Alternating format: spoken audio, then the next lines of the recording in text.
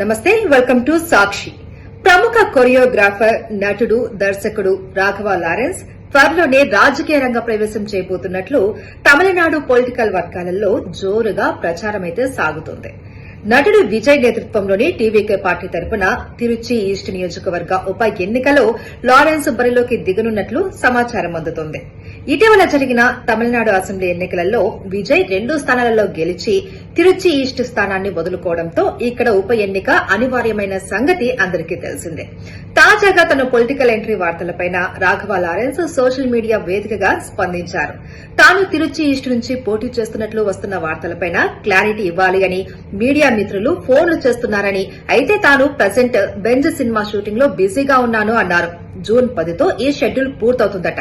ఆ తర్వాత తన అమ్మగారి ఆశీస్సులతో తన జీవితానికి సంబంధించిన ఒక అత్యంత ముఖ్యమైన విషయాన్ని జూన్ 11 గురువారం ఉదయం 9:30 ప్రకటిస్తాను అని లారెన్స్ చెప్పాడు.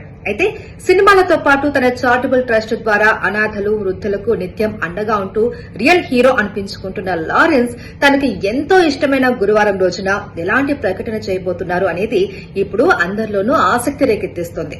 ఆయన నిజంగానే రాజకీయాలకు వస్తున్నారా, లేక కొత్త సేవా కార్యక్రమాన్ని ఏమైనా ప్రకటిస్తారా అనేది తెలియాలి అంటే ఈ గురువారం వరకు వెయిట్ చేయాల్సిందే.